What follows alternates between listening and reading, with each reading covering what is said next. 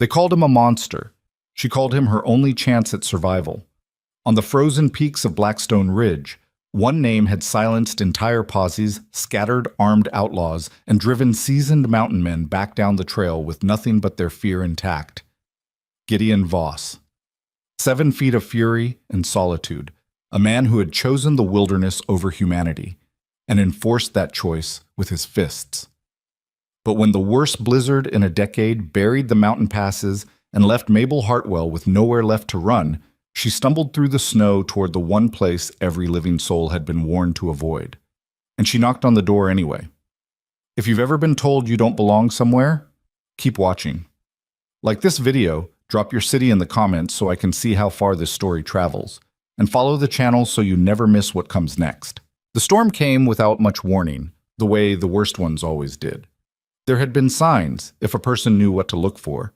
The way the horses at Callaway's livery had been restless since morning, stamping and tossing their heads for no reason anyone could name.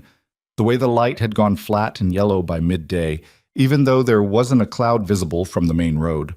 Old Decker, who ran the feed store on the east end of Harlan's Crossing, had told anyone who'd listened that the air tasted wrong, like iron and cold river water mixed together. Nobody paid him much attention. Old Decker said a lot of things. By 3 in the afternoon, the sky had turned the color of a bruise, and by 4, the snow was coming down sideways. Mabel Hartwell had been 12 miles out of town when it started. She knew it immediately for what it was, not just a winter squall you could push through with your coat collar up and your eyes narrowed, but the kind of storm that could bury a wagon to its axles in 40 minutes and freeze a horse solid overnight if you were unlucky about where you stopped. She'd grown up hearing her father describe storms like this. He'd always called them killers wearing white. He had not been wrong. She pulled the mule to a halt at the edge of the tree line and tried to get her bearings. The problem was she didn't entirely have bearings to get. She'd taken the Ridgeback Trail out of Harlan's Crossing because the lower road, the sensible road, the road everyone used, had been washed out 3 days earlier when Clearwater Creek jumped its banks. Someone at the general store had told her the Ridgeback Trail connected back to the main pass about 8 miles in. That had been the extent of the directions she'd received, and she was beginning to suspect the person who'd given them had never actually walked that particular stretch of ground. She was also, in the interest of being honest with herself, lost. The trail markers, wooden posts with painted notches, the kind the county surveyor had put in 2 summers back, had become invisible under the snow accumulation. Everything looked the same now. White and gray, and more white. The pine trees looming dark on both sides, the wind coming through them in long, moaning gusts that made the mule pin its ears back and lean into her. "I know," she told it. "I don't like it either." Her name was Mabel Hartwell. She was 31 years old, and she had been riding out to the Keswick homestead to deliver medicine, laudanum, and willowbark compound to a family whose youngest child had come down with a fever that wasn't breaking. She'd volunteered to go because the Kesslers who normally ran supply runs were down with influenza themselves, and nobody else at the post had stepped forward, and she had never quite learned how to watch a problem sit there unsolved if there was something she could do about it. She was also, as the women at the church auxiliary had taken to remarking when they thought she couldn't hear, a woman of considerable size. Heavy through the hips and shoulders, wide-faced, with thick hands that had never been what anyone would call delicate. She had stopped caring about those remarks around the age of 22, or at least she had stopped letting them land the way they used to. She was strong. She could work a full day and still have something left at the end of it. She could lift things most of the men at the post would hesitate over. If people wanted to look at her and see something lesser, that was a failure of their imagination, not of her body. What she was not was a mountain survival expert, and the mountain right now did not appear to care about any of her other qualities. She made a decision because standing still in a whiteout was the one thing you absolutely could not do. She turned the mule uphill toward the ridgeline, reasoning that higher ground might give her a sightline once the snow thinned even briefly. It was not a perfect plan. It might not even have been a good plan, but it was the one she had, and she took it. For the next hour, she climbed. The mule's name was Perseverance, which Mabel had always found either funny or appropriate depending on the day. Today, it was appropriate. The animal kept moving even when the drifts came up past its knees, even when the wind hit them broadside hard enough to make Mabel grab the saddle horn with both hands and hang on. She talked to it continuously, because she'd read once that animals took comfort from a calm human voice, and because she needed something to focus on besides how cold her feet had become inside her boots. "Left side looks a little more sheltered," she said, mostly to herself. "See those big spruce? Wind comes in from the northeast up here, I think, so the east face of that ridge should give us something." Perseverance did not respond to this analysis, but did not object to the direction either. They found a narrow cut in the rock face about 20 minutes later, a natural break in the ridge that the snow had piled up against but not filled. Mabel climbed down, carefully, because the ground was treacherous and she had no interest in a broken ankle, and led the mule in beside her. For a few minutes she just stood there catching her breath, her back to the stone, watching the snow come down. She had maybe 2 hours of light left, less with the cloud cover. She had a bedroll strapped to the saddle, a half-day's worth of dried food in her pack, and a flint kit. What she did not have was a tent, because she'd planned to be back in town by dark. She could survive the night in the cut if she had to. She thought. Probably. If the temperature didn't drop much further, it dropped further. By the time the last gray light was fading out of the sky, Mabel could no longer feel her toes properly, and the mule had started shivering, which was a bad sign. She'd managed to get a small fire going, a genuine accomplishment in that wind, one she was quietly proud of. But it was doing more for her morale than for her actual body temperature. She was eating a piece of dried venison she'd found at the bottom of her pack and thinking very seriously about her options when she saw the light. It was above her and to the northeast, just a flicker at first, something she thought her cold-numbed brain had invented. Then it steadied, orange-yellow, the unmistakable color of firelight through a window. A cabin. She stared at it for a long time. She knew where she was now, roughly. She'd climbed far enough up the Blackstone Ridge that she was inside territory every person in Harlan's Crossing knew to avoid. The high country. Voss country. Gideon Voss. She'd heard the stories, everyone had. The man who'd broken 3 of Calloway's best trackers when they'd tried to survey his land without permission. Broken meaning put in the hospital, not just turned away. The man who'd driven a party of 8 armed men back down the mountain by appearing out of the tree line at midnight, alone, and making clear without many words that leaving was the correct choice. The man who'd lived up here by himself for God knew how many years, who came down into town maybe twice a year, and whose presence cleared a room the way a rattlesnake clears a porch. 7 feet tall, or near enough that the difference didn't matter. Hands like shovels. A face that had taken enough weather and violence that it had stopped looking entirely human to the people who described it. A monster, most of them said. A beast that happened to walk upright. Mabel sat in the dark and the cold and weighed this against the feeling she was losing in her extremities, and she reached a conclusion. She put out the small fire, packed her flint kit, and started climbing toward the light. The cabin was larger than she'd expected, though she wasn't sure exactly what she'd expected. Something crude, maybe. 4 walls and a roof held together by hostility and spite. What she found instead was a structure that had been built with serious intent. Thick-cut logs, notched and fitted properly, the chinking between them tight and well-maintained.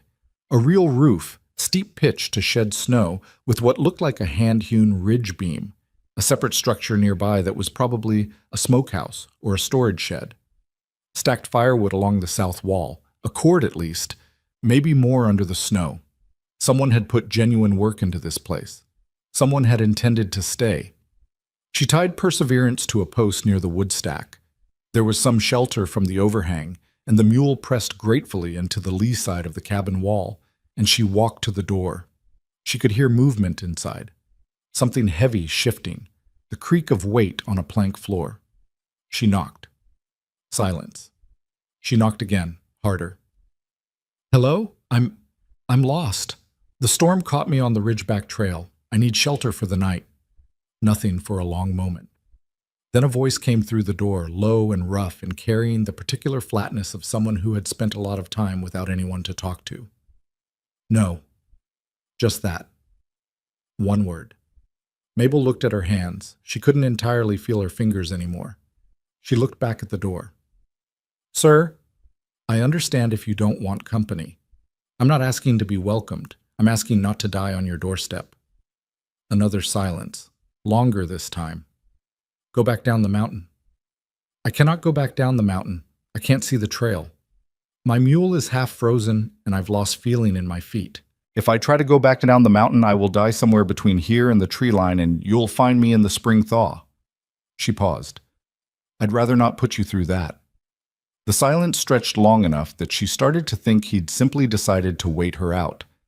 Then she heard the bar being lifted on the other side of the door, a heavy sound, solid wood against solid wood, and the door opened. The first thing that hit her was the heat rolling out into the cold air like something physical. The second thing was the smell of the cabin, pine smoke and cured meat, and something underneath that was just the smell of a place where one person had lived alone for a long time, not unpleasant exactly, but dense and particular, a smell that had nowhere to go. The third thing was Gideon Voss. The stories, she understood immediately, had not been exaggerating about the size. He filled the door frame, not figuratively, not as an expression, but literally. His shoulders nearly touched both sides, and he had to duck his head to stand in the opening. He was wearing a heavy wool shirt with the sleeves pushed up despite the cold air, and his forearms were the size of most men's thighs. His hair was dark and long and unkempt in a way that suggested he cut it when it started to bother him, and not before. His beard was the same, heavy, full, growing without particular design. He was somewhere in his late 30s, she thought, though the face was hard to read under all that hair and weather damage. His eyes were the most startling part. Dark, set deep, and currently fixed on her with an expression that was not welcoming but was, she noticed, not entirely closed either. He was looking at her the way a person looks at a problem they haven't classified yet. He looked at her for a long time without speaking. His eyes went over her the way you'd assess a situation. Not rudely, not in the way men at the saloon sometimes looked at women, but evaluatively, cataloging details, the snow on her coat, the color of her hands, the way she was holding her weight. You're frozen through, he said. It wasn't sympathy, it was diagnosis. Getting there, she agreed. He stepped back from the doorframe, not welcoming exactly, more like clearing an obstacle. Get inside. She did. Ishan. The interior of the cabin was one large room with a stone fireplace that took up most of the north wall. A table, rough-hewn but solid, 2 chairs, one of which was clearly used, and one of which looked like it might have been made and then forgotten about. A sleeping area in the far corner with what appeared to be a substantial pile of hides and blankets. Shelves along one wall with supplies organized in a way that was functional but not careful. Things put where they'd been put and not moved again. A large iron pot was hanging over the fire. Whatever was in it smelled like venison stew. Mabel stood near the door and started working on the buttons of her coat, which was a slow process because her fingers weren't doing what she asked of them. She managed it eventually. Gideon had moved to the fireplace and was standing with his back to her, not doing anything in particular. She got the sense he wasn't sure what to do with a person in his space. Like the presence of another human being required calculations he hadn't had to run in a long time. Your mule, he said, still not turning around. I tied her near the wood stack. There's some shelter from the overhang. Not enough. He turned and picked up a heavy coat from a hook near the door. Larger than anything Mabel had ever seen on a person, the coat of someone built outside normal proportions, and pulled it on. I'll put her in the shelter. He went out before she could respond. Mabel stood in the warmth and listened to the wind and slowly, carefully, began to feel her feet again, which was an unpleasant process involving a particular kind of deep ache that she'd always found oddly reassuring. Pain meant circulation. Circulation meant no frostbite. She looked around the cabin while she waited. The organization of the shelves told her things. The supplies were substantial. Clearly a man who planned ahead and understood how long a hard winter could run. Dried meat, salt, dried beans, some root vegetables she couldn't identify from across the room. Tools hung on pegs near the door, a hatchet, a large hunting knife, what looked like a hand-forged awl, some equipment she recognized as trapping gear. Everything used, nothing decorative. There was one thing she hadn't expected. On the shelf nearest the window, sitting slightly apart from the practical items, was a stack of books. 6 or 7 of them, maybe more. She couldn't read the titles from here, but the spines were worn and the pages looked handled. Not display books, reading books. She filed that away. Gideon came back and, trailing cold air and snow, pulled the door shut behind him and shed the big coat back onto its hook with the economical motion of a man who did physical things without thinking about them. "She's in the lean-to," he said. "Got some hay." "Thank you," he grunted. Went to the fire and checked the pot without looking at her. "You eat?" "I had some dried venison a few hours ago." He found a second bowl on the shelf. Not the one he used, a slightly smaller one, also plain clay, and ladled stew into it without ceremony. He put it on the table and sat in his chair. She sat in the other one. They ate in silence for a while. The stew was good. Better than she'd expected, seasoned with something she couldn't identify. The meat properly cooked. Not the rough survival food of a man who didn't care what things tasted like. He'd put effort into this. "You came up the ridgeback," he said eventually. It wasn't a question. "Lower road washed out." "Lower road's been out since Thursday. People in town know to take the Miller Pass." "Nobody told me about Miller Pass." He looked at her then, direct and measuring. "What were you doing on the mountain?" "Taking medicine to the Keswick homestead. They've got a sick child." Something shifted slightly in his expression. Not warmth exactly, but a recalibration. "Keswicks are the other side of the ridge, 8 miles east." "I know. I was trying to get there before the storm." "Storm was visible by noon." "I was already 12 miles out by noon." She met his eyes. "I made a judgment call that turned out to be wrong. I'm aware of that. I'm here instead of dead, so I'll call it a partial success." He looked at her for another moment, then he went back to his stew. "You'll sleep by the fire," he said. "There's extra hides. Storm should break by morning, maybe midday. Then you go." "Understood. And I want no noise after dark. I sleep light. I'm a quiet person." He made a sound that was not quite a laugh, but was in that general vicinity, skeptical, brief. "You talked at my door for 3 minutes straight. That was survival talking. I'm normally quite restrained." He looked at her again. Something passed through his expression that she couldn't read, gone too fast to catch. He stood and took his bowl to the basin, and that was apparently the end of the conversation. She woke once in the night when the wind hit the cabin like a physical thing, a concussive gust that made the walls shudder and the fire flare sideways. She was warm enough. Gideon had put 3 heavy hides near the hearth without comment before turning in, a pile that was frankly more bedding than she'd had in some time. But the sound of the storm was something else. It wasn't weather you heard, it was weather you felt in your sternum. She lay there for a while and listened to it and thought about the Keswick child and hoped the fever had broken on its own. In the morning, the storm was still running. Not as violent as the night, but steady and relentless, the kind of snow that comes down without particular fury, but simply doesn't stop.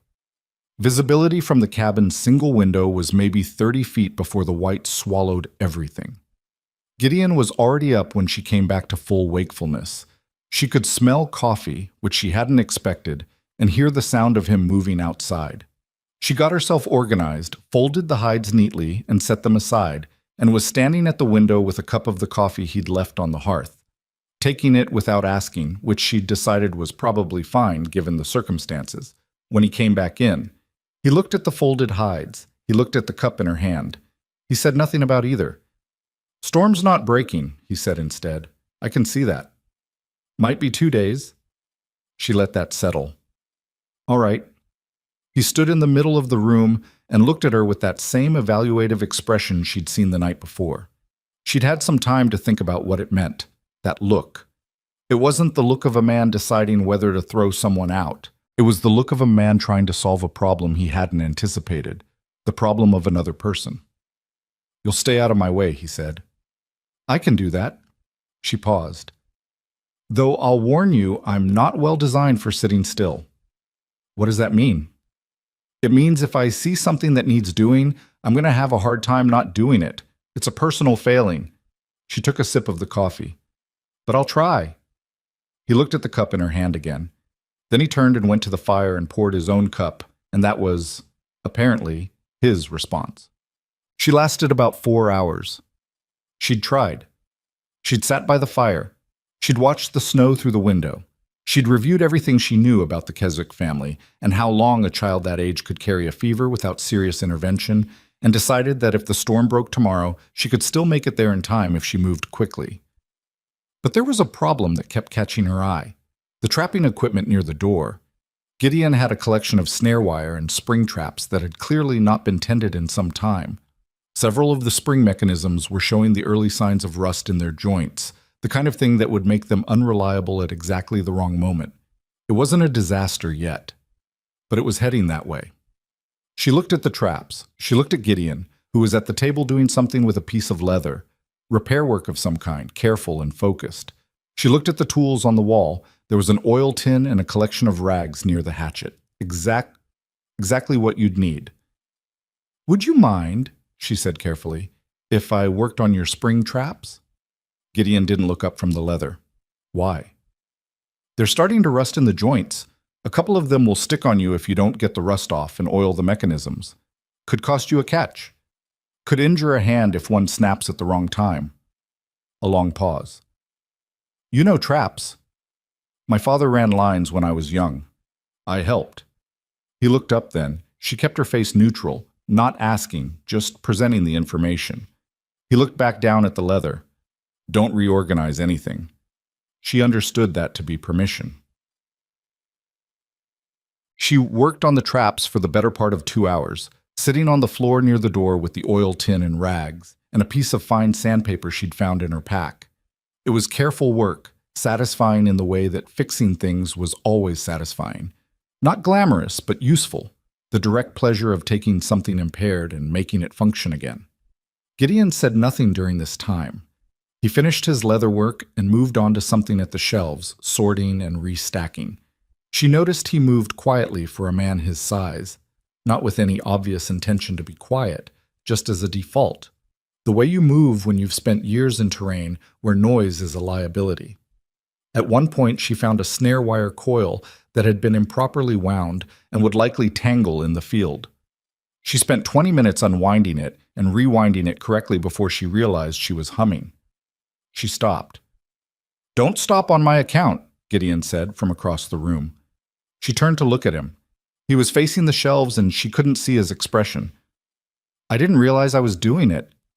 "I know." A brief pause. "It's been a long time since there was sound in here." She wasn't sure what to do with that. She turned back to the wire and, after a moment, started humming again. Just quietly. Something without a name. A tune her mother had used when working that she'd never thought to learn the title of. The afternoon brought a problem. Gideon came in from outside. He'd gone out twice to check something she couldn't see from the window, both times returning with the look of a man who didn't like what he'd found, and stood in the middle of the room with snow melting off his coat, and his expression shifted into something harder than the carefully neutral look he'd maintained most of the day. "What?" she asked. East Snowfield's building above the shelf rock. She knew enough to ask the right question. "Slide risk?" "Not yet. But if we get another heavy loading tonight..." He stopped. He didn't finish the sentence because she could finish it herself. "What do you do when that happens?" "I've got a lower shelter, 300 yards down the north face, built into the rock. I've waited storms out there before." He paused. "It's small." He was telling her something in the spaces between the words. She processed it. "How small?" "Meant for one." "How small?" she said again. He looked at the wall. "Tight." She thought about this.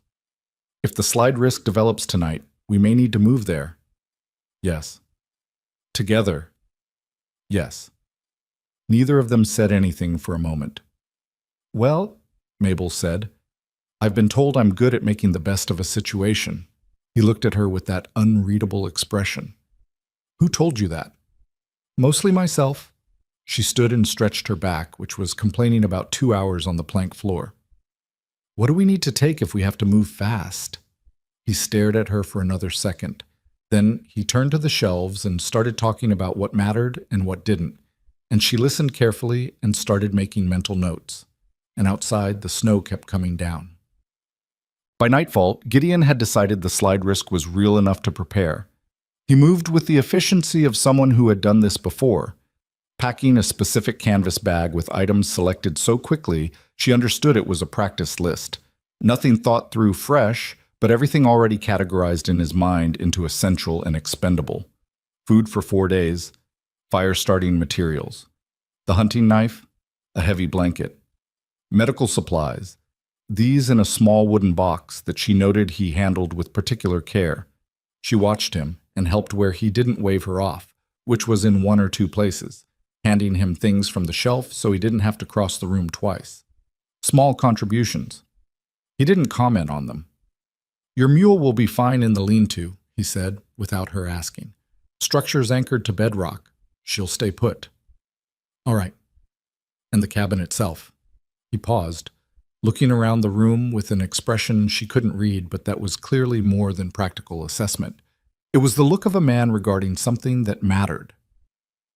It stood through worse. She looked around too. The books on the shelf, the good stone chimney, the well-fitted logs of the walls.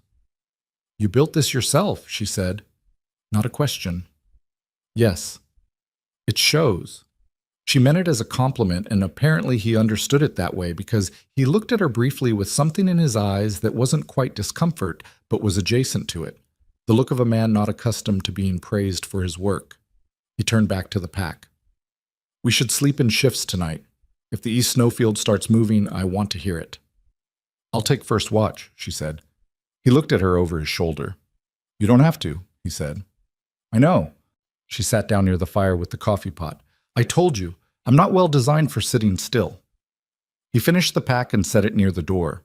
Then he went to his sleeping area, and the cabin was quiet, except for the fire and the wind and the sound of Mabel Hartwell sitting watch through the cold mountain night, listening for a sound she hoped she wouldn't hear. She didn't hear it that night. But the next 2 days were going to change everything, and somewhere in the dark above the cabin, pressed between rock and cold and the weight of accumulated snow, that change was already building toward them like something that had decided, finally, to come loose. The slide never came that night. By morning, the wind had dropped enough that the silence felt almost aggressive after hours of noise, and Mabel woke from a short, uncomfortable sleep near the fire to find Gideon already outside. She heard him before she saw him, the steady rhythm of an axe splitting wood, unhurried and methodical, like a man doing what needed doing because it needed doing and not for any other reason. She got up, worked the stiffness out of her back, and made coffee. When he came in carrying an armload of split pine, he stopped briefly at the sight of the coffee pot sitting ready on the hearth. He set the wood down and poured himself a cup without comment. But he didn't turn away immediately the way he had yesterday. He stood near the fire and drank, and she sat at the table, and for a few minutes neither of them spoke, and it wasn't uncomfortable the way silence with a stranger usually is. It was just quiet. "East Snowfield?" she asked. "Settled some overnight? Wind packed the surface." He drank. "We're probably all right." "Probably. Mountains don't do certainties." She accepted that and wrapped both hands around her cup. Outside, the snow had stopped, but the sky was still low and flat, the kind of gray that meant it wasn't finished, just pausing. "The trail down won't be clear yet," he said. It wasn't an apology. He was giving her information. "I know. Maybe tomorrow, afternoon at the earliest." "All right." He looked at her over his cup. "You're not going to argue about it." Would arguing change the snow? He didn't answer that, but something shifted slightly at the corner of his mouth. Not quite a smile. The ghost of one, maybe. The second day was different from the first in ways that were hard to name precisely. Gideon went out in the morning to check his trap lines.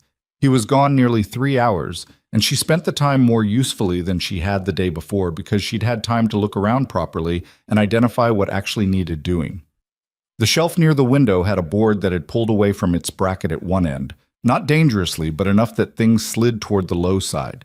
She found a hammer and the right-sized nail in his tool supply and fixed it in 10 minutes. The water barrel near the door had a slow weep at one of its lower staves. Not a split, just the wood having dried out and shrunk slightly, the kind of thing that would worsen over a hard winter.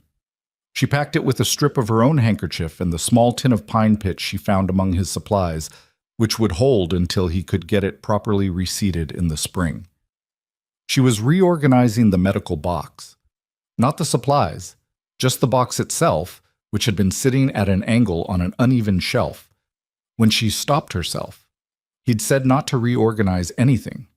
She put the box back where it had been, at the same angle, and moved on. When he came back, he was carrying 2 rabbits, and a look on his face that was tired in a specific way, the tiredness of someone who'd expected better results and had not gotten them. He hung the rabbits near the door without speaking and started pulling off the outer layers of his gear. She had stew going already. She'd used the remaining venison from the pot, added dried beans and some of the root vegetables from the shelf, and found a small bundle of dried herbs she thought was probably sage, which she'd added carefully and not too much of. She'd asked herself twice if she was overstepping and decided twice that feeding both of them was not overstepping, it was pragmatic. Gideon stopped when he registered the smell. He looked at the pot. He looked at her. She kept her expression even. "I used the venison that was already in there," she said, "and some of the dried goods. I'll tell you exactly what so you can account for it." "I know what you used." He said it flatly but not harshly. He sat down heavily in his chair and rubbed the side of his face with one large hand. "Traps were mostly empty. Moved 2 snares. The ones I cleaned yesterday should be functioning better now. They were." He leaned his elbows on the table. One of them had a clean catch, good spring mechanism. She recognized that for what it was. Not a thank you, exactly. Acknowledgement of a fact. She found she preferred it to a thank you. It was more honest. They ate lunch across from each other, and the conversation came easier than it had, in the way that a second day with someone always goes slightly easier than the first, when the edges aren't quite so sharp. She asked about the trap lines, and he answered, not at length but specifically, the way a person speaks when they're talking about something they know well. She asked about the property lines of what he considered his territory, and he described them in a way that made her understand he was talking about the mountain, the way most people talk about a piece of ground they've farmed for 20 years, with the particular intimacy of someone who knows where every wet spot is, where the soil goes thin, which side catches the last light.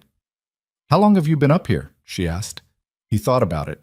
Not because he didn't know, she sensed, but because the answer was complicated enough that he was deciding how much to give. 11 years, he said. She hadn't expected it to be that long. "What brought you up?" The silence this time was different, heavier. "Needed to be somewhere that wasn't somewhere else," he said, and the way he said it made clear that was all he was going to say on the subject. She nodded and let it go. She understood the feeling, even if her own version of it had looked different. There were plenty of ways to leave a place. He'd chosen one of the more drastic ones. "The books," she said after a moment. He looked up. "On the shelf near the window. You've read them." "What makes you say that?" "The spines are cracked in the middle. Pages have been turned enough times that the paper's softened at the corners. Those aren't books someone put on a shelf to have books on a shelf." Something passed through his eyes. Not annoyance, something closer to the feeling of having been seen doing something private. "Philosophy mostly," he said. "Some history." A pause. "One of them is about trees." "Trees?" "Taxonomy, what they are, how they grow, the different species, and how to tell them apart by bark and needle and cone." He looked at the table. "I already knew most of it, but the man who wrote it was careful about what he said. He didn't overstate things." A brief pause that held more weight than the words around it. "I respect that in a person." Mabel looked at him. He was studying the grain of the table with the focused attention of a man who had accidentally said something more personal than he intended. "I do too," she said simply. The afternoon brought work, and the work brought its own kind of conversation, the kind that happens when 2 people are both doing things with their hands, and the talking can come and go without needing to be managed. Gideon skinned and butchered the rabbits. Mabel worked on a length of rope near the door that had a section beginning to fray. She'd found it coiled on a peg and started working the splice without thinking about it, the same way she'd done the snare wire. He noticed, but didn't say anything until she was halfway through. "Where did you learn that?" he said. "My father." She kept working. He was a teamster for 12 years before he took the homestead. Everything he knew about rope and rigging, he taught me. My brothers weren't interested. But you were. I was interested in anything useful. She paused, finding the right tension on the splice. My mother thought it was unladylike. She wasn't wrong about that. She was wrong about whether it mattered. Gideon cut a clean line through the rabbit joint and set the piece aside. People think things they don't examine, he said. They do. They look at a thing and they already have a word for it before they've actually looked. She knew he wasn't talking about rope work anymore. She kept her voice level. That happened to you often? The pause was long enough to have several different meanings. Often enough, he said. She kept working the splice and didn't push it, because she could feel that he was at the edge of something he wasn't ready to come over, and pushing would just make him back up. She'd learned that much about him in a day and a half. He moved toward things at his own pace. You could make it easier or harder for him, but you couldn't make him move faster. Late afternoon, two things happened. The first was small. She found the broken chair. She'd noticed it earlier. Not the one he used, but the second one, the chair that looked like it had been made and forgotten. She'd assumed it was just old and rough, but when she looked more carefully, she could see that one of the back legs had cracked at the joint and been left unrepaired, which was why it sat slightly wrong. The repair would take a proper wood glue and a clamp, and she didn't have either, but she could see how it should be done, and she mentioned it to Gideon not as a criticism, but as information. He stared at the chair for a moment. I know, he said. When did it break? 6 years ago. She opened her mouth, closed it, did not say what she was thinking. I don't have company, he said, which was both an explanation and a thing she was not supposed to respond to with pity. She understood that. I have wood glue in my pack, she said instead. I carry it for the medicine case. Some of the jars have wooden stoppers that crack in the cold. I could fix the leg, but you'd need to keep weight off it for a day while it sets. He looked at the chair for another moment. Then he went and got the chair and set it in front of her without speaking. She fixed it. The second thing was less small. She'd been looking out the window at the fading light, calculating trail conditions, thinking about the Keswick child, doing the arithmetic on whether she could make it by midday tomorrow. When she saw movement on the lower slope, too deliberate for an animal, the wrong rhythm for wind-moved brush. Gideon! He was across the room in fewer steps than she expected. He looked where she was looking. Riders, he said. 2 of them, moving slow. She watched them pick their way through the snow. Coming up deliberately. They know the approach. His expression had changed. The relatively open look she'd been seeing for the past day closed down the way a shutter closes. Not angry, exactly, but hardened into something that had no interest in being read. You know who they are? She asked. I have guesses. Good guesses or bad ones? He turned away from the window and went to the door. He lifted his coat off the hook and put it on with the same economical motions as everything else. But his jaw was set in a way she hadn't seen before. Not fear. Something older and colder than fear. Stay inside, he said. I'm not going to... Stay inside. He said it without heat, which was somehow more serious than if he'd said it hard. This is not your business yet. She registered the word yet and stayed. She watched through the window. The 2 riders reached the flat area in front of the cabin and stopped. They were bundled against the cold, but she could see that they sat their horses the way men sit horses when they're accustomed to having authority. Spines straight, not bothering to keep the horses from stamping around, certain enough of their position that the basic courtesy of controlling your animal in someone else's yard didn't seem to apply to them. Gideon stood in the open space between the cabin and the lean-to.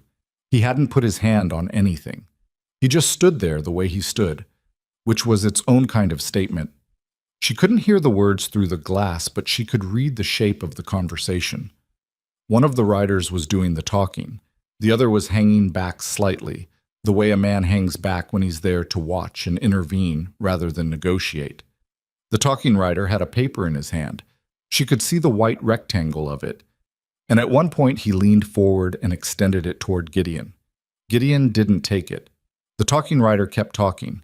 Gideon didn't move. After a few minutes, the rider straightened up, said something that was clearly intended as final, and turned his horse. The second rider followed. They went back down the slope the way they'd come. Gideon stood and watched them until they disappeared into the tree line. Then he stood there a little longer. Then he came inside. He didn't take the coat off right away. He stood near the door with his back to her, and she could see the line of his shoulders, the way they carried something that hadn't been there that morning. She waited. Blackstone Land Syndicate, he said finally. Out of Colton. She knew the name. Most people in the territory did. They'd been moving through the Valley counties for 2 years, acquiring property through a combination of legal purchase, legal pressure, and methods that occupied the gray area between those two categories. They want the mountain, she said. They want everything above the 600-foot survey line. He turned around. His face was composed, but something behind his eyes was working. I've had notice before. This was a follow-up. What kind of follow-up? The kind with a deadline on it. He pulled off the coat and hung it up. 30 days. Mabel sat with that. The land is filed in your name? He looked at her. I'm asking because it matters, she said. There are different kinds of 30-day notices, and they mean different things depending on whether your original claim is properly documented. It's filed. He paused. In Harlan's Crossing. Filed it the year I built this place. Have you had a lawyer look at it? The look he gave her was somewhere between dry and tired. I don't generally involve myself in town that way. I know, but a land claim is only as good as its documentation, and syndicates like this one have lawyers who know exactly where the gaps are. He sat down heavily in his chair. The fixed chair was still in the corner drying, so he had only the one, and he folded himself into it and put both hands flat on the table and looked at them for a moment. I've kept to myself up here for 11 years, he said. I haven't asked anything of anybody down there. I know. And now they want to tell me this isn't mine. She heard what was underneath that. Not outrage exactly, or not only outrage. The particular pain of someone who had found the one place in the world that made sense to him and was being told that even that wasn't safe. They're not going to just walk away, she said. That's not how syndicates like this operate.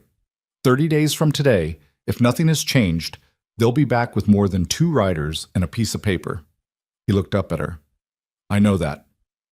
So we have to think about what changes before then. He stared at her. We. She met his eyes and didn't look away. You pulled my mule in from the cold and gave her hay, and you didn't have to do that. I fixed your traps and your rope and your chair. I figure we're approximately even, which means whatever comes next, we're starting from 0. She folded her hands on the table. And I know people in Harlan's Crossing. I know the land records clerk. I know which of the 3 lawyers in town has actually won a case in the last 5 years. If your claim has holes in it, we need to know now, not on day 31. Gideon looked at her for a long time. The fire popped. Outside, the sky had gone fully dark, the wind picking back up again from the northwest. You don't know what you're getting into, he said. Probably not, she agreed. But I've noticed that not knowing what I'm getting into has never actually stopped me, so it seems like a waste of time to use it as a reason. He was quiet for a moment. His eyes hadn't moved from her face. The trail should clear by tomorrow afternoon, he said finally. I know. I'll get you down before dark. And then? Another pause. Something moving behind his eyes. Not warmth, not yet, but the early motion of something that might eventually become trust if it was given enough time and enough reasons. And then, he said, we'll see what the records say. Come. She slept better that second night, the sleep of someone who'd gone from being a problem to being, however provisionally, a participant. The fire burned low and steady, and the wind outside was just wind, not a threat. And somewhere below them on the mountain, the Blackstone Land Syndicate's 2 riders were moving back toward Colton with their unanswered paper. Gideon slept too eventually. She heard his breathing shift sometime around midnight, and she lay there for a while listening to the cabin settle in the cold and thinking about land deeds and 30-day notices and what a woman who knew the records clerk was actually worth in a fight like this. More than nothing, she decided, at least more than nothing. The trail down took most of the morning. Gideon went first, breaking path through the drifted sections, and Mabel followed on perseverance with her pack resettled and the medical kit still intact. He didn't speak much on the descent, which she'd come to understand was simply how he moved through terrain, focused, reading the ground ahead, not wasting attention on words when the mountain required it. She didn't push conversation. She watched how he chose his footing and learned things about the slope she wouldn't have figured out on her own. At the tree line, he stopped and pointed northeast. Keswick Homestead is 4 miles that direction. Trail stays visible from here. I know it from this point, she said. He nodded. He looked like he was going to turn back. Gideon. She waited until he looked at her. Come to Harlan's Crossing in the next few days. Don't wait on it. Find me at the post office. I work the afternoon counter Tuesday through Friday. We need to look at your claim documents before anything else. He looked at her with that evaluating expression she'd learned to read as him actually thinking rather than refusing. I don't do well in town. I know. Come anyway. She gathered her reins. 3 days. Don't make me ride back up that mountain. Something crossed his face that she thought might be the closest thing to flustered she'd ever see from him. She turned perseverance toward the Keswick Trail before he could find a response to that. The Keswick child's fever had broken 2 days prior. Mabel learned this from Clara Keswick herself, a thin, red-haired woman who opened the door with tired eyes and then grabbed Mabel's hands with genuine relief when she saw who it was. They'd managed it with cold compresses and the last of their own willow bark, Clara said, but it had been close enough on the second night that her husband had sat up until dawn. They fed Mabel a hot meal and pressed a jar of preserved plums on her that she tried to refuse and couldn't. Riding back to Harlan's Crossing, the plums balanced across her saddlebag, she thought about land syndicates and records clerks, and a man with a broken chair he hadn't fixed in 6 years because he didn't expect company. Harlan's Crossing in winter was a town that had pulled in on itself like a fist. The wide main street, which was almost cheerful in summer, looked exposed and raw in February. The storefronts hunkered under their eaves, horses standing hip-shot at the rail with their tails turned to the wind. Mabel stabled Perseverance, went home to change clothes and eat something that wasn't trail food, and then walked straight to the land records office before it closed.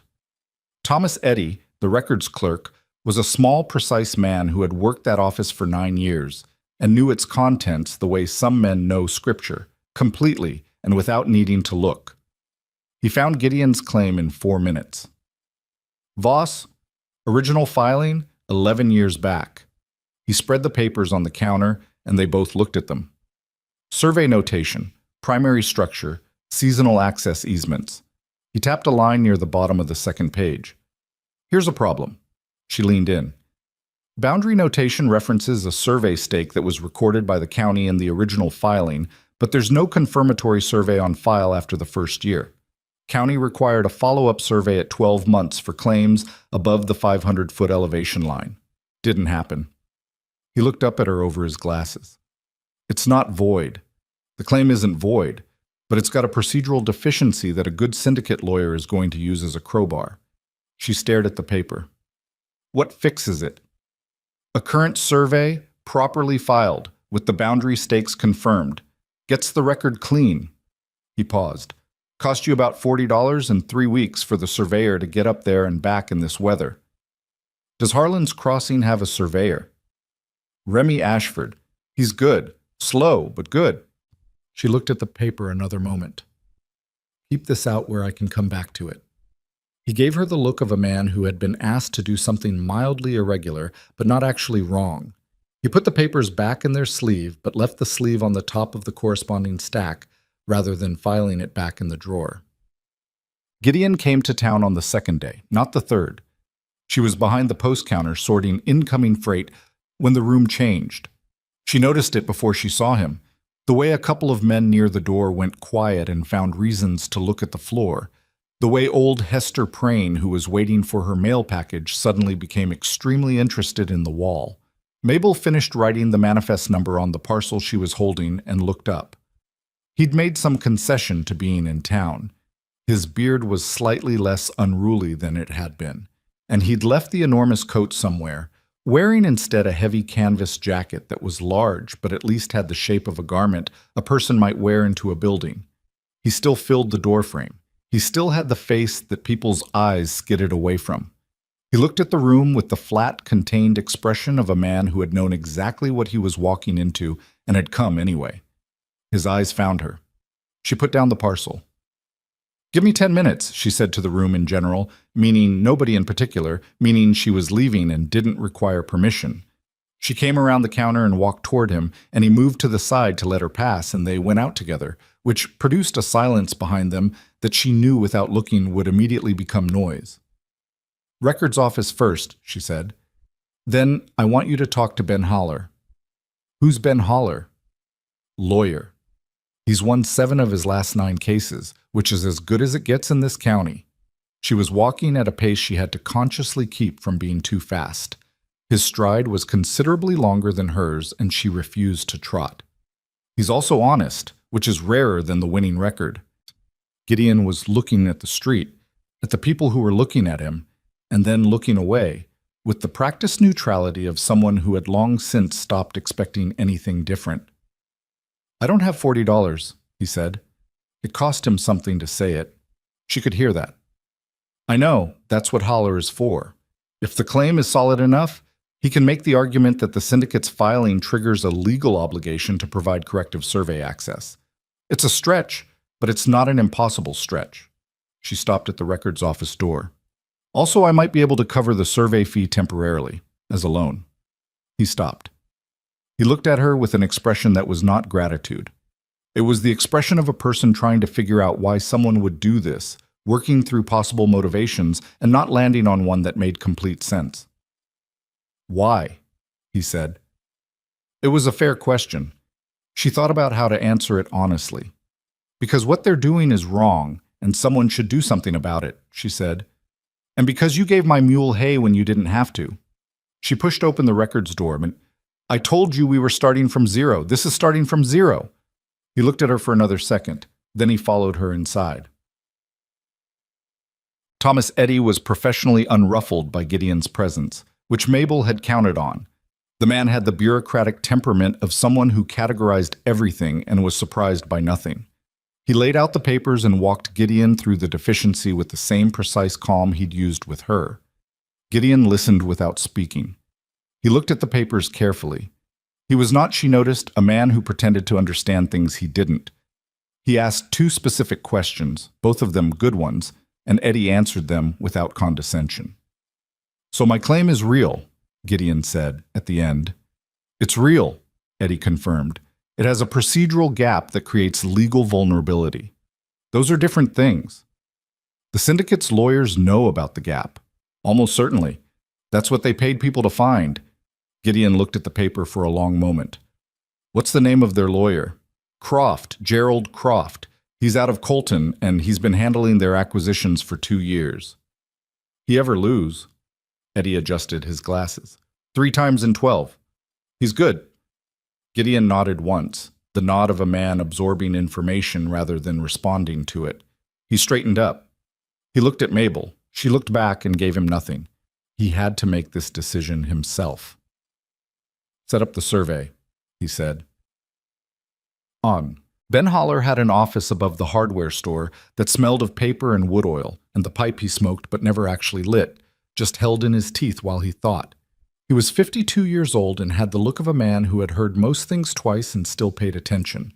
He read the claim documents in about 4 minutes, asked Gideon the same questions Eddy had asked and several additional ones, and then leaned back in his chair.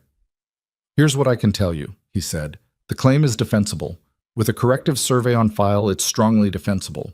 Without it, Croft will tie this up in procedural challenges for 6 months minimum, and in 6 months the Blackstone Syndicate will have occupied half the approaches to your land through a series of what they'll call temporary working easements that will stop being temporary. He set the papers down. I've seen it done twice in this county. They don't need to win outright. They just need to make it expensive and inconvenient enough that you give up. I'm not giving up, Gideon said. Then we get the survey done and filed inside of 3 weeks, and we respond to their notice formally through my office, which forces them to engage legally rather than just showing up with more riders. He looked at Mabel. You're fronting the survey fee. Temporarily. As a loan. Does he know that Remy Ashford has never been above the 700-foot line in winter? I'll go with him, Gideon said. Holler looked at him with the frank assessment of a man deciding whether to believe a thing or not. He apparently decided to. All right. He picked up a pen. Let's start the response letter. The days that followed were a different kind of difficult. Mabel had thought the hard part was getting Gideon to come down the mountain and engage with the legal machinery. She'd been partly right. The harder part turned out to be what happened in Harlan's Crossing while all of it was in motion. The Blackstone Syndicate had people in town. Not residents, she'd have known if they were residents, but visitors who stayed at the Granger Hotel and asked questions of the kind that weren't quite threatening but were clearly meant to establish what kind of resistance they were dealing with. They talked to Calloway at the livery. They talked to the men at the saloon. They talked to Hester Prane, who told them nothing useful but told everyone else in town exactly what they'd asked, because Hester Prane had the information habits of a weather vane. On the fourth day after Gideon's visit, a man named Vickers came to the post office. He was well-dressed in the way that men on syndicate business were often well-dressed. New coat, good boots, the kind of grooming that came from a hotel with a decent barber. He waited until the other customers had collected their mail and left, and then he came to the counter. "Miss Hartwell," he said pleasantly. "That's me. My name is Carl Vickers. I represent Blackstone Land and Development." He put a card on the counter. She didn't pick it up. "I understand you've been helping a man named Voss navigate some property paperwork." "I help people with things," she said. "It's a small town. People help each other." "Of course." He smiled the smile of a man who did this professionally. "I just wanted to make sure you have all the relevant information. The Voss claim has some significant legal complexities that could make this process quite drawn out, quite costly." A pause that was clearly designed. "For everyone involved." She looked at him. "Is that a threat, Mr. Vickers?" "Absolutely not." The smile didn't change. "I'm offering clarity. Mr. Voss's situation up on that mountain. A man alone, no community ties, a property claim with documented procedural gaps. It's precarious. And people in precarious situations sometimes make decisions that protect them in the short term and cost them considerably more in the long term." He straightened the card on the counter with one finger. "I'm hoping to spare everyone that kind of trouble." "I appreciate your concern," Mabel said. "The answer is no." He looked at her for a moment. Some of the professional pleasantness went out of his expression, not into anger but into a more neutral appraisal. He picked up the card. "We'll be in touch," he said, and left. She stood at the counter for a moment after the door closed, her hands flat on the surface, her pulse slightly higher than she'd have liked. She rode up to the cabin that evening, which she hadn't originally planned to do. The trail was better now than it had been. The hard pack of the last storm had settled into something that was navigable if you went carefully, and she made it to the cabin in under 2 hours. Gideon opened the door before she knocked, which meant he'd heard her coming, which she was learning to expect. "Vickers came to see me," she said, stepping inside. He closed the door. He looked at her face and she saw him read it correctly. Not panic, but information. "What did he say?" She told him, word for word, the way her father had taught her to relay important conversations. You don't editorialize, you report, because the other person needs to hear the actual words and draw their own conclusions. When she finished, Gideon was quiet for a moment. He was standing near the fireplace and he put one hand on the mantel, not leaning, more anchoring, the way you touch something solid when you're thinking hard. "They're going to move faster now," he said. "I think so. Because they know you're involved, and that changes the kind of problem they have." He looked at the fire. "A man alone up a mountain, that's one kind of problem. A man with someone who knows the records clerk and a lawyer and is willing to make noise, that's different." "Yes." He turned to look at her. "You should step back from this." She pulled off her coat. "No." "Mabel, I've thought about it," she said, which was true. She'd thought about it the entire ride up. "Vickers came to warn me off, which means they're worried about me, which means I'm doing something useful. I don't step back from useful." He looked at her with an expression that was complicated in ways she couldn't fully read. Frustration, probably, and something else. Something that looked like it might be concern. Not for the land, for her. "They don't play clean," he said. "I know that. I mean it. These aren't people who are going to stay at the level of polite visits and legal letters." "I understand." She hung her coat on the peg nearest the door. She'd started using that peg, she realized, as if it were her peg. She left it there. But I think there are other people in this valley who are looking at the same problem you have. The Kesslers, the Whitmore brothers who run the upper grazing claims. Maybe 3 or 4 homesteads up along the eastern ridge that are probably in the same position you are. Filed claim, no follow-up survey, sitting targets for Croft in his paperwork. She sat down at the table. If this is just about you, it's a hard fight. If it's about a pattern of what the syndicate has been doing to everyone up here, that's a different kind of case. He was very still on the other side of the room. You're talking about getting other people involved, he said. I'm talking about the fact that other people are already involved. They just don't know it yet. She looked at him directly. You know the mountain better than anyone. You know who's up here, where their claims are, how long they've been there. I know the town. I know the records. I know who to talk to. She paused. That's not nothing. The silence stretched long enough to be a real silence. Then Gideon pulled out his chair and sat down across from her, and she understood that was an answer, even without words. Outside, the wind was moving through the pines in that low particular sound she'd started to think of as the mountain's voice. Not threatening, just present, reminding anyone listening that it was still there, that it had been there before the syndicate and before all of them, and that whatever happened next, the ground itself wasn't going anywhere. She pulled her notebook from her coat pocket and put it on the table. Tell me who's up here, she said.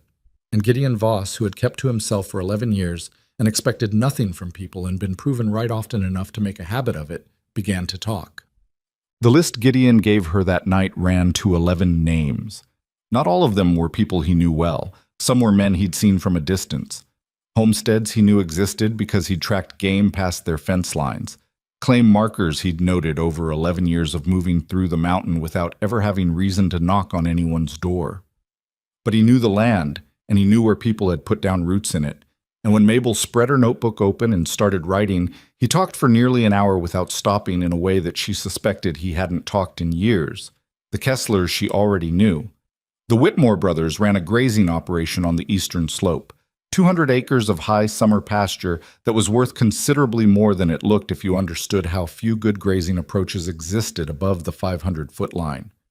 A man named Pruitt had a mining claim on the north face, nothing productive yet, but registered and filed. The Garza family, husband, wife, 3 children, had homesteaded a south-facing bench 2 years prior and were still in the stage where one bad season could end them. 4 other names she didn't recognize, smaller operations, people who had come to the mountain for the same reasons people always came to places like this, to be left alone with a piece of ground and a chance. She wrote all of it down. Then she looked at the list and thought about what Haller had said, that the syndicate didn't need to win outright, they just needed to make it expensive enough that people quit. She thought about 11 families or individuals, each of them sitting alone on their separate claim, each of them probably aware something was wrong, but not aware that everyone around them was in the same position. Do any of these people know each other? She asked. Gideon thought about it. Whitmore brothers know Pruitt. They've traded labor before during heavy work. He paused. Garza family. The wife came down to Harlan's Crossing in October for supplies. I saw her at Callaway's. She looked worried. Did you talk to her? A beat. No. She didn't press that. All right.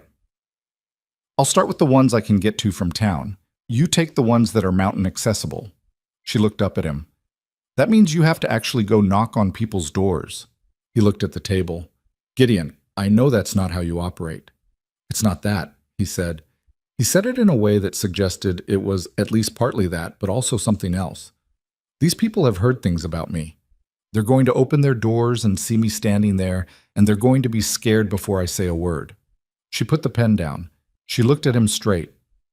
Then you'll have to say words that are better than what they expect, which I think you can do. She paused. You said something to me on that mountain that made me feel less like a burden and more like a person making a practical choice. You didn't do it on purpose, and you didn't try hard, but you did it. A beat. Do it on purpose this time. He looked at her with an expression that was somewhere between uncomfortable and something else she'd started to notice in the last few days. The look of a man who had been seen more clearly than he was accustomed to and couldn't decide yet how he felt about it. "That's not the same thing," he said. "Close enough," she said. "Start with Pruitt. He's nearest to you, and miners tend to be practical people." It took 8 days to reach all 11. Mabel handled town and the lower approaches. She found Elena Garza at the dry goods store on a Wednesday afternoon, a small, dark-haired woman with the kind of tired alertness that comes from maintaining vigilance for a long time. When Mabel explained what she'd found in the records and what Haller had told her, Elena was quiet for a long moment, and then said, in a voice very carefully controlled, "We received a letter 2 weeks ago. My husband thought it was a mistake." "It wasn't a mistake," Mabel said. "Can your husband come to a meeting in town?" Elena looked at her. "Who else is coming?" "Everyone in the same situation, which is more people than you'd think." The Kesslers she found at home, and they were angry in the specifically tired way of people who had already been afraid and were relieved to have someone to be angry at instead. The elder Whitmore brother, the younger one had gone to Colton for the month, listened to her on his porch in the cold without expression, and then said, "Who's handling the legal side?" And when she said Ben Haller, he nodded once like that was the correct answer, and said he'd be at the meeting. Gideon's route was harder. She didn't know the details of most of his conversations because he didn't report them in detail. He came to town 4 days in and told her Pruitt was in, 2 of the other claims were in, and one man named Sorensen had refused to open his door and shouted through it that he wanted nothing to do with Gideon Voss or anyone connected to him. She watched Gideon's face when he said that, and watched him keep the face neutral with the practiced effort of someone doing it deliberately. "That's one," she said. "What about the others?" "Garza's husband rode up to find me. Apparently his wife had already talked to you." Something in his expression shifted. "He shook my hand." She kept her face even. "Good. It was—" He stopped, started again. "I wasn't expecting it." "I know." He looked at her for a moment. "You told them to expect me." "I told Elena Garza that you were the one who'd flagged the problem, and that you knew the mountain better than anyone up here, and that if they had questions about the land itself, you were the person to ask." She shrugged. "All of that is true." He was quiet for a second. "You didn't have to do that." "I know." She picked up her coat. "Meeting is Saturday at Haller's office. He says it's big enough if people don't mind standing. But 9 people came on Saturday." The office was not, as it turned out, big enough for 9 people to stand comfortably, but they managed, crowded around Haller's desk and along the walls, coats still on, breath visible in the air before the small stove got going properly. Mabel stood near the window. Gideon stood near the door, which she suspected was a choice about having an exit available if he needed it. Haller laid it out plainly, which was what she'd hired him for. The procedural deficiencies, the syndicate's pattern across the county, what a coordinated legal response looked like versus 9 individual filings that could be picked apart one at a time. He didn't oversell it. He told them it would cost money and time they probably didn't have, and that even with everything done correctly, there would be a period of legal uncertainty where the syndicate would try pressure tactics. "What kind of pressure tactics?" Pruitt asked. He was a compact man in his 40s who looked like he'd built his face from practical experience rather than good fortune. "Supply disruption, most likely," Haller said. "They'll try to establish control over the Valley Road access points, make it harder to get goods in and out, create enough discomfort that people recalculate whether the land is worth the fight." "They can't do that," Elena Garza said. "They can make it difficult without technically doing anything illegal. That's what this kind of operation is good at." The room was quiet for a moment with the specific quality of people absorbing bad news. "So we need alternative supply lines," Mabel said. She'd been thinking about this since the vicar's visit. "Routes that don't go through the Valley Road, which means we need to know the mountain." She looked at Gideon. Every face in the room turned toward him. She watched him absorb that, the weight of 9 people looking at him, waiting. His jaw was set and his hands were still at his sides, and he looked back at the room with an expression that was not comfortable but was present, which was what mattered. "There are 3 alternative approaches," he said. His voice was flat but steady. "One from the north through the Miller Pass watershed. Adds 4 miles but bypasses the Valley Road entirely. one from the east that connects to the Colton Freight Trail, usable in dry conditions and in winter if you know which sections ice first, and one that most people don't know about because it looks like a dead end. He paused. It's not. You'd share that, the elder Whitmore said. It wasn't quite skepticism, more like a man checking whether a thing was real before he put weight on it. I'm sharing it right now, Gideon said. The room shifted, not dramatically. People didn't cheer or visibly relax. But something changed in the quality of the attention, the angle of it. Like a group of people who had come in expecting one thing and were recalibrating toward another. The syndicate moved 3 weeks later. Holler had warned them it was coming, and Mabel had warned Gideon, and Gideon had spent those 3 weeks doing something she hadn't asked him to do and hadn't expected. He'd gone back to each of the 11 claims individually, not to talk, but to help. He'd spent 2 days helping Pruitt reinforce his mine entrance against winter collapse.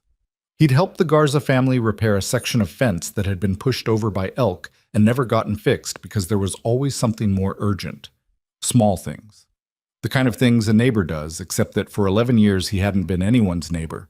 She found out about most of it third hand from the people themselves when they came to town. Elena Garza mentioned it in passing. That big man Voss, he came and helped Mateo with the fence, with a tone that was not quite wondering but was close. Mabel filed it away and didn't mention it to Gideon.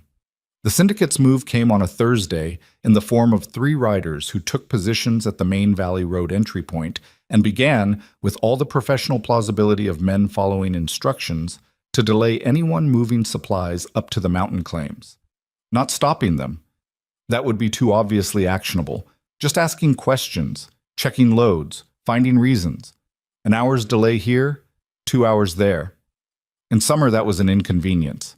In winter, with light running short and temperatures dropping, it was the beginning of something worse.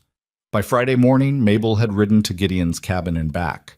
By Friday afternoon, the 11 families and claims on the mountain were moving their supply runs through the Miller Pass watershed route, guided by handwritten notes that Gideon had prepared. She'd watched him do it, sitting at his table with the particular care of someone who doesn't write much and knows it matters when they do, describing landmarks and distances and the sections where the trail got uncertain. The riders at the Valley Road entry stayed for 4 days. By then, they'd delayed a total of perhaps 60 hours of travel and disrupted exactly nothing, because there was nothing coming through the Valley Road to disrupt. They left on Monday. The real confrontation came 10 days after that. It was, as these things tend to be, not the dramatic showdown anyone would have planned for, but a messy and cold and logistically complicated situation that required decisions faster than decisions could be properly made. A storm had been building for 2 days, not the same scale as the one that had stranded Mabel, smaller, but with worse ice underneath, the kind that turned the Miller Pass approach dangerous at its middle section where the trail ran across a shelf of exposed rock. Gideon had flagged that specific section in his notes. He'd also said it could be managed if you knew where to rope and where to go wide. The Garza family, moving their monthly supply load on the Friday before the storm peaked, hit the ice section in the early afternoon. Their horse went down, not injured badly, but badly enough to lose its footing and slide partway off the trail with 200 pounds of supplies still tied to it, and Mateo Garza alone on the ledge trying to hold the lead line with both hands and losing. A trapper named Hollis, who had a claim Mabel hadn't known about, saw it from below and rode hard to find Gideon, who was the closest help he could think of. Mabel was at the cabin when they arrived. She'd come up that morning to go over the survey results with Gideon. Remy Ashford had filed the corrective survey 2 days prior, which meant the legal position was now substantially stronger, and she'd wanted to work through Haller's latest letter with him while it was fresh. She was sitting at the table with coffee when Hollis came through the door at a near run and said the Garza horse was down on the ice shelf and Mateo couldn't hold it much longer. Gideon was moving before Hollis finished the sentence. She grabbed her coat and followed. The shelf section was 20 minutes at speed through terrain that punished speed. Gideon ran it in a way that she could barely keep up with, but not recklessly, but with the terrifying efficiency of someone who knew every step of this ground and could commit to it fully. She kept him in sight and kept moving and tried not to think about the ice under her boots. They heard Mateo before they saw him, his voice carrying over the shelf rock, low and strained. The particular sound of a person putting everything they have into a physical effort that's very slowly losing. The horse had slid about 8 feet off the trail edge and was jammed against a rock outcrop that was the only thing stopping it going further. The animal was panicking in a contained way, the way horses panic when they can't go anywhere, trembling, eyes wild, but not thrashing because some part of its brain understood that thrashing was worse. The supply packs were half off, and the rope connecting them to Mateo's saddle horn on the trail above was twisted and wrong. Gideon took in the geometry of it in about 3 seconds. "Rope," he said to Hollis, who had caught up and was carrying a length of it. He took it and went over the edge of the shelf without ceremony, using his weight and the rock features she wouldn't have been able to identify as usable, and reached the horse in a descent that should have taken twice as long as it did. Mabel had gone to Mateo. The man's hands were bleeding where the rope had cut through his gloves. She took the rope from him, and he let her have it, and stood there with the kind of shaking that's not cold, but the release of sustained effort. "The packs," she said to him. "When Gideon gets the horse steady, the packs first. Tell me what's breakable." "Medicine kit," he said, still breathing hard. "Top left pack." She looked over the edge. Gideon had the horse's head. He was talking to it. She could see his mouth moving, low and close to the animal's ear. And the horse had stopped trembling in the absolute way it had been, and was instead just scared, which was manageable. He got a loop of Hollis's rope around the horse's barrel and looked up. She caught his eye and held up one finger. He understood. One person's weight on the trail side of the rope as anchor. He nodded. It took 35 minutes. The packs came up first, passed hand over hand up the shelf. The horse came up last, with Gideon below it and Mateo and Hollis and Mabel above. On the rope together, pulling in the rhythm, Gideon called. Not words, just a sound, a timing signal, the way you coordinate effort when you don't have time for words. The horse made the trail and immediately tried to walk away as if nothing had happened. Mabel held the lead and led it. Gideon came up over the shelf edge and stood on the trail and looked at the situation. Horse standing, supplies intact, Mateo upright, with the expression of a man confirming that the arithmetic added up correctly. He was breathing hard. He had blood on one hand from where the rock had taken skin. Mateo Garza looked at him for a moment. His eyes were red at the edges, whether from cold or something else she couldn't say. He reached out and gripped Gideon's arm just below the shoulder, the way men grip each other when shaking hands isn't enough. Gideon looked at the grip. Then he looked at Mateo's face. "Thank you," Mateo said.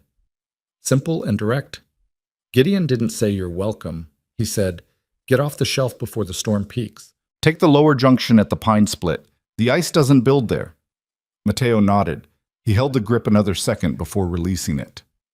They walked back together, the four of them, Hollis leading the horse because Mateo's hands needed a rest.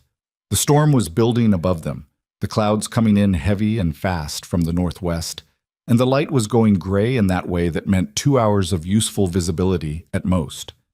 Mabel walked beside Gideon. He was quiet, which was normal, but the quality of the quiet was different from usual. Fuller, somehow, like a container that had something in it. "Your hand," she said. He looked at it. The skin was off 2 knuckles, and the cold had kept the bleeding slow. "It's fine." "I know it's fine. It should still be cleaned when we get back." He didn't argue. They walked for a while without speaking. The trail curved around a stand of spruce, and the wind dropped momentarily in the shelter of them. And in that brief quiet, she heard him say something she almost missed. "I didn't know their horse's name." She turned to look at him. "I was talking to it on the shelf," he said, trying to settle it down. "I kept thinking I should use its name, but I didn't know it." He looked forward at the trail. "If I'd known these people better, if I'd been the kind of person who knew their horse's name, I would have had it faster." She walked beside him for a moment, thinking about that. "What's Perseverance doing right now?" he said. "The shift was so abrupt it took her a second to track it. Probably standing in my stable eating hay and judging everyone who walks by." "She does that," he said. She looked at him sideways. "You noticed that?" Hard to miss. She felt something settle in her chest. Not quite warmth, not quite relief. something that was its own category, particular to this mountain in these days, and this man who had just said the thing he'd said about a horse's name in the voice of someone discovering something about himself that surprised him. "We'll figure out the legal end," she said. "Holler is good, and the survey is filed. The syndicate's going to have to actually win in court, which is different from just wearing people down." "I know." "And you have 9 people now who know the alternative routes and have seen what a coordinated response looks like." She paused. 10, counting me. He walked another 20 feet before he said anything. "I built this place to be alone," he said. "That was the whole point of it." She waited. "I'm finding that the point has changed." He said it like a man stating a geographical fact, something that was simply true about the terrain. "I'm not sure when it changed." She kept her eyes on the trail ahead. "I have a guess." "I know you do." A pause. "You're probably right." The cabin came into view through the trees, the smoke from the chimney going sideways in the wind, the warm orange of the window light visible even in the late afternoon gray. He'd built it well. It had held through everything the mountain sent at it. She thought about that. The hearing was set for the second Tuesday of March. Haller had filed the coordinated response in late February. 9 claims, 9 corrective surveys, 1 consolidated legal argument that the Blackstone Land Syndicate's notices were procedurally defective on the same grounds they'd tried to use against the claimants themselves. It was, as Haller put it with the restrained satisfaction of a man who enjoyed this kind of symmetry, a reasonable argument that had become a strong argument the moment Croft's own filings revealed he'd used an outdated county survey map as his baseline, an outdated map that placed 2 of the 9 claims outside the legal boundary he was trying to establish, which meant 2 of his core arguments were built on a foundation that didn't match the actual ground. Remy Ashford's corrective surveys had done that. Slow, careful, accurate work, done in February, cold, with Gideon breaking trail ahead of him and pointing out survey stake locations from memory. Mabel had stayed up until past midnight, 3 nights running, going through the filings with Haller, checking every reference, every date, every notation. Her eyes had gone red and her handwriting had deteriorated badly by the 3rd night. And at one point, Haller had looked at her across his desk and said, "You know, most people who come in here just tell me what they want and let me do the rest." "I know," she'd said, and kept reading. Gideon had come to town the Monday before the hearing. He'd never been in a courthouse before, and he didn't pretend otherwise. He told her that flatly on the walk from the stable, the same way he said most things. She appreciated it. She'd have appreciated it less if he'd been performing calm he didn't feel, which would have made her feel worse about the whole situation. "Haller does the talking," she told him. "You sit there. If the judge asks you something directly, answer it simply and don't add to it." "I know how to answer a question." "You know how to answer a question when you're in your cabin. Courts are different. Everything you say becomes part of a record. People read tone into things." He looked at the courthouse building from across the street. It was a modest structure, 2 stories, with the territorial flag above the door. "They're going to look at me," he said. "Yes. And they're going to have already decided what I am. Some of them. The judge is what matters, and I've watched Haller in front of Judge Aldrich twice. Aldrich doesn't decide anything before he sees the paperwork." She paused. "He also doesn't like syndicates. Not on principle. He just dislikes when large organizations use procedural complexity to override straightforward property rights. It's a personal irritation with him." Gideon looked at her.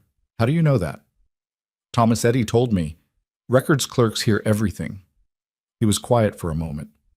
Then he said, "What happens if we lose?" She'd thought about this. She'd spent some time in the dark of several recent mornings thinking about it. If Aldrich rules against the consolidated filing, Haller has 2 more approaches. It gets more expensive and slower. But the surveys are filed now. The procedural deficiency in your claim is closed. That part of their leverage is gone permanently, regardless of what happens today. That's not an answer. "I know." She looked at the courthouse. "If we lose today, it gets harder, but it doesn't get over." He nodded. It was the nod she'd come to know. Not agreement, acknowledgement. He was taking in the information and choosing to keep moving. The courtroom held about 40 people. It held 51 that morning. The Whitmore brothers were there. Pruitt. The Garzas, both of them. Elena with her hands folded in her lap and the precise stillness of a woman conserving everything for what mattered. The Kesslers. 6 or 7 people Mabel recognized from the mountain without knowing their claims. A handful of Harlan's Crossing residents who had come the way people come to public proceedings in small towns, not because they had standing, but because it was happening, and they lived here. Gerald Croft was at the opposing table. He was younger than she'd expected, mid-40s, with the sharp, organized look of a man who treated cases like engineering problems. He had 2 assistants. He did not look concerned, which told her he thought he had the stronger position, or that he was good at looking like he did. Vickers was in the gallery. He caught her eye when she sat down and gave her a small nod that she did not return. Gideon sat between her and Haller and looked at the room with his hands flat on the table and his face composed. She could feel the effort that composure cost him. She didn't say anything about it.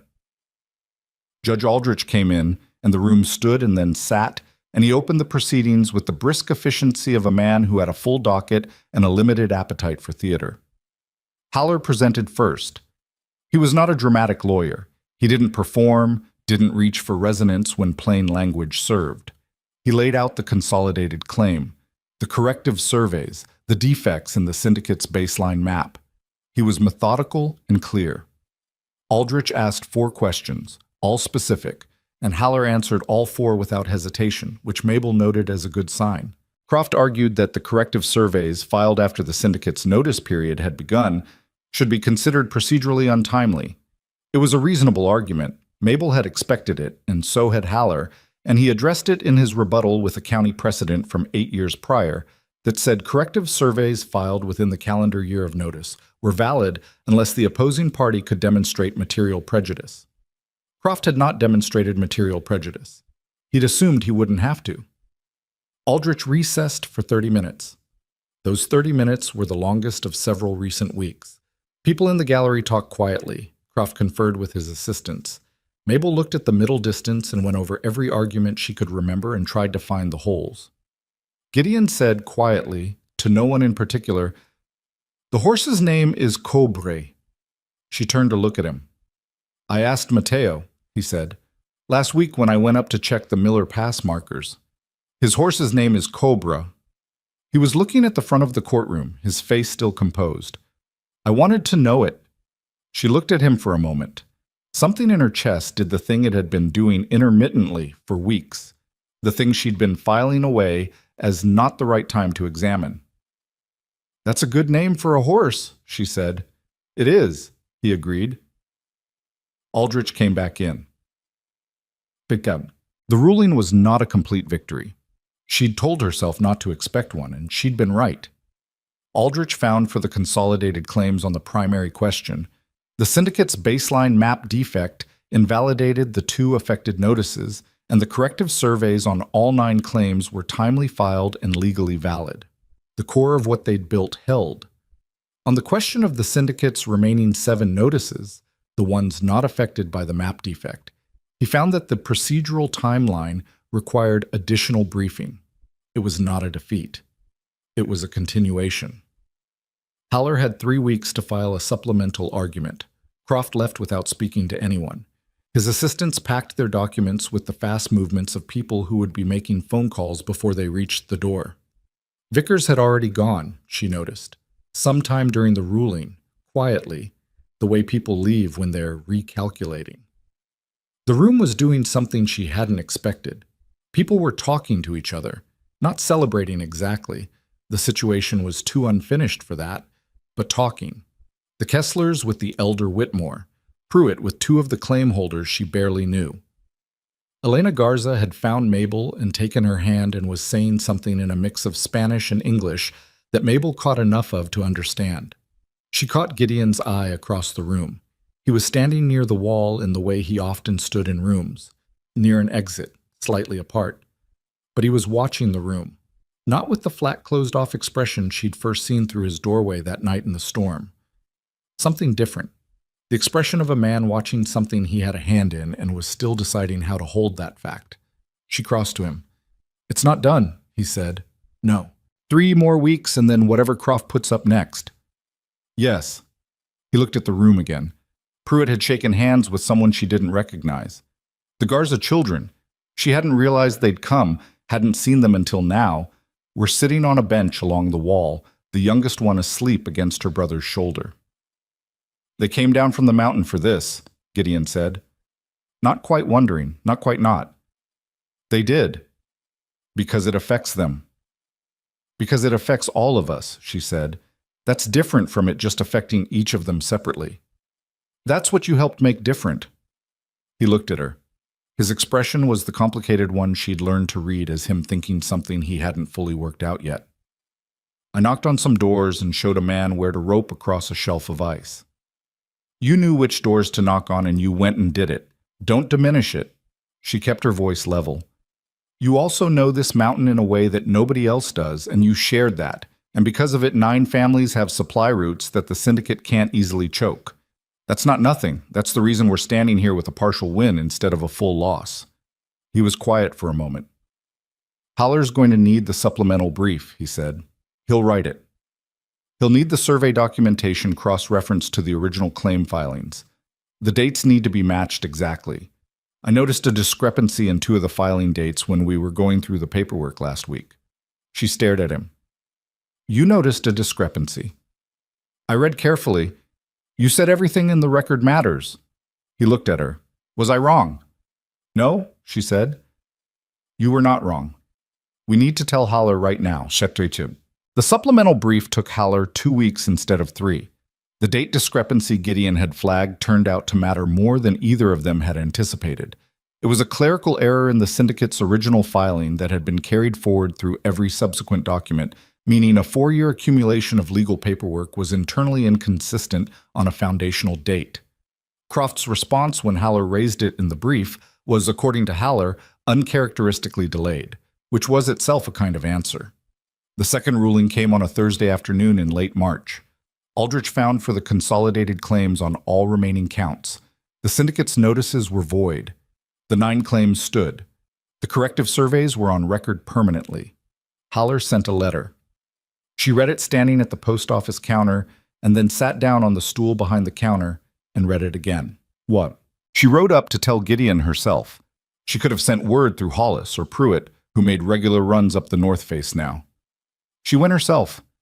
He was splitting wood when she arrived, the same rhythm she'd first heard through his door on the night of the storm, unhurried and methodical. He looked up when she rode in. He put the axe down. She didn't make him wait. We won. He stood very still for a moment, the kind of still that isn't the absence of feeling but its presence, held. All of it? All of it. Claims are clean, syndicate's notices are void. She swung down from Perseverance. Haller thinks they're done in this county. The map defect and the filing inconsistency together, Croft's reputation took damage. That kind of thing travels. Gideon looked at the mountain above the cabin. The late March light was different from February. Still cold, but with an angle to it that had something in it besides pure endurance. The snow line had pulled back slightly on the south face. Small things. Enough. He said, I'd like to show you something. She tied Perseverance. Show me. Bochod. He took her up a trail she hadn't been on before, narrow and winding, north of the cabin and up through a stand of old fir. It was maybe 20 minutes of climbing, and she was breathing hard by the end, but didn't say anything about it. At the top, the trees opened onto a small flat bench of rock, south-facing, sheltered on 3 sides by the ridge. The view from it covered the entire valley, Harlan's Crossing visible as a scatter of structures and smoke in the middle distance, the river catching light to the east, the mountain falling away in long sweeping slopes in every direction. She stood and looked at it for a long moment. I found this the second winter I was here, he said. He was standing slightly behind her, looking at the same view. I used to come up here when I needed to think. It's the only place on the mountain where you can see all of it at once. A pause. The valley and the high country together. She understood why he'd brought her here, not as a gesture, as information, the particular kind of information that people share when they've decided someone has earned the right to it. It's good land, she said. All of it. Worth fighting for. Yes. She turned to look at him. He was looking at the valley with the expression she'd first noticed on the second day in the cabin, the expression she'd eventually identified as the look of a man discovering things about himself that surprised him. "You're going to have more visitors now," she said. "People are going to want to know the man who helped hold the mountain. Some of them are going to want things from you. Some of them are just going to want to say thank you." She paused. "You'll have to figure out how to let that happen. I know. You're not the same person who didn't open the door right away in that storm." "I opened the door. Eventually," she said, "after I made an argument." Something crossed his face that was unquestionably a smile this time. Brief, crooked, the smile of a man who didn't use that face muscle set often enough to do it smoothly. It looked better for being imperfect. "You made a strong argument," he said. "I had good material." She turned back to the view. "Perseverance is a good mule." He laughed.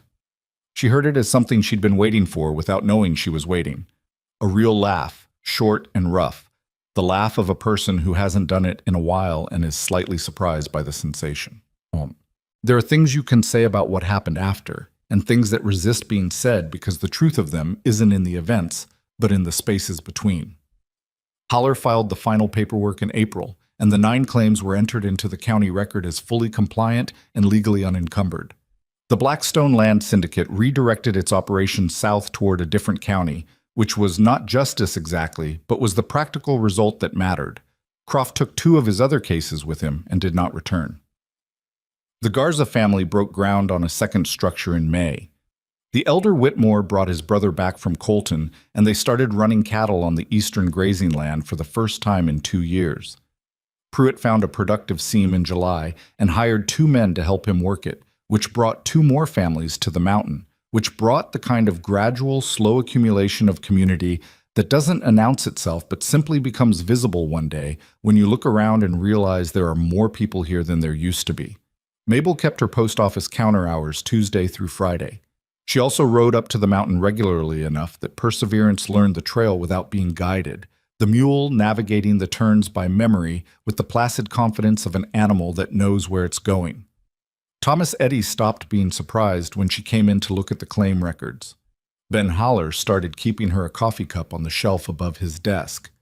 The chair in the cabin, the second chair, the one with the repaired leg, became, over time, the chair she used. This happened so gradually that neither of them marked the moment it became a fact rather than a habit. That was how most of the real things happened, not in declarations but in the quiet accumulation of ordinary days, each one slightly different from the one before, building something that couldn't have been planned because it required all the accidents that had led to it. A washed-out road, a storm, a woman who knocked on the wrong door and refused to be turned away from it. Gideon came down from the mountain more often, not comfortably, not easily, not as a man who had resolved his complicated relationship with people and towns and the ways of living that other people considered normal. He came down as himself, which was the only thing he'd ever been capable of, and probably the only thing worth being. Some people in Harlan's Crossing remained uneasy around him for a long time. Some of them came around. A few never did, and he made a kind of peace with that. Not the peace of someone who no longer minded, but the peace of someone who had decided it wasn't the thing that mattered most. What mattered was the mountain. What mattered was the people on it who had stood together when standing together was the only thing that worked. What mattered was a legal record that said this ground belonged to the people who had built their lives on it, and that record was not going anywhere. There is something worth saying about strength because Gideon Voss was a strong man, and that fact shaped every story anyone told about him.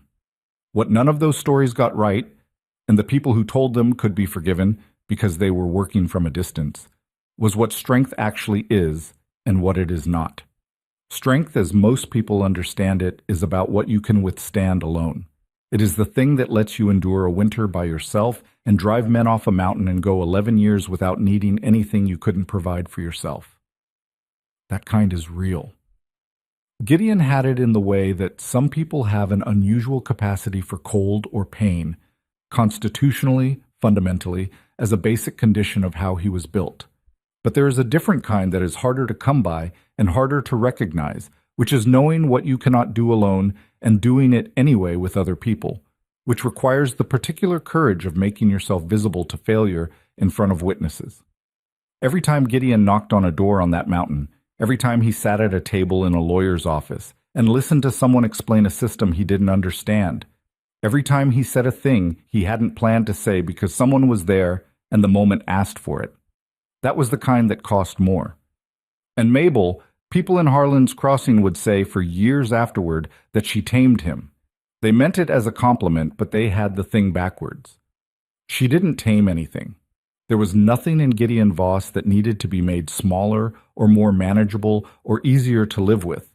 What she did was see what was already there and refuse to accept anyone's word over her own direct observation. She was not a woman who trusted other people's assessments. She trusted what she saw with her own eyes and what she learned with her own hands. What she had always known about herself, even when she was a child in a house where she was told repeatedly that she was too much, too large, too loud, too willing to fix things that weren't hers to fix, was that the too much was not a problem. It was a tool. The question was only what to use it on. She'd found a good answer to that question on a frozen mountain in a storm, knocking on a door because she was not ready to die and because she had learned, from a long time of being underestimated, that the only reasonable response to a closed door was to knock on it. In April, when the snow had pulled back enough to expose the south-facing bench above the cabin, Gideon began building something there. She found out about it from Hollis, who mentioned it in passing while collecting a parcel, saying Voss was up there working on what looked like a foundation. She rode up on a Saturday. He was on the bench with timber he'd hauled up himself, marking lines in the exposed ground. The view spread out below in all the clarity of early spring, the valley and the river and the long slopes of the mountain. She stood and looked at the lines he'd marked. Then she looked at him. "What are you building?" she said. He was looking at the lines too, with the expression she'd first seen when he looked around his cabin the night before they might have needed to flee it, the look of a man regarding something that mattered. "Something with 2 chairs," he said. She looked at the lines again. She looked at the view. She looked at him. She didn't say anything for a moment, because some things don't need to be said immediately, and the moment was clear enough without words. Then she said, "You'll want the main window facing south." "I know that," he said, "and the foundation will need to go deeper on the east side. The freeze line is lower there." He looked at her. "How do you know that?" "You told me. Second day in the cabin, you were talking about where the ground thaws first in spring, and I was listening." He stood very still for a moment. Then he looked back at the lines he'd drawn, and she could see him revising them in his head, moving the east foundation mark down, and she knew from the way he did it, without ceremony, without making a thing of it, that he was the kind of man who changed his mind when he had reason to, which was one of the rarest things she knew about a person. "Help me find the east corner," he said. She walked over and they stood together on the bench in the April light, looking at the ground, and the mountain was what it had always been. Indifferent and enormous, and full of the kind of beauty that doesn't care whether you notice it. And below them, the valley held all the people who were still there and still standing on the land they'd chosen, which was not a small thing. It was not a perfect thing either. Nothing up here was. The legal record was clean, but the syndicate existed somewhere to the south and would find other ground and other people without enough neighbors. The mountain would send more storms. The Garza family would have a bad season eventually. Most families did. Gideon would have days when the town felt like too much, and he would come back up here and need the quiet the way some people need water. Mabel would knock on doors that didn't open and fix things that broke again, and carry medicine to people in storms that were worse than predicted. But this bench existed, this view, this foundation they were about to build together on ground that was legally theirs and morally theirs and practically theirs because they had stood on it and refused to leave. That was enough to build from. That was in the end what the mountain had always been waiting for someone to understand.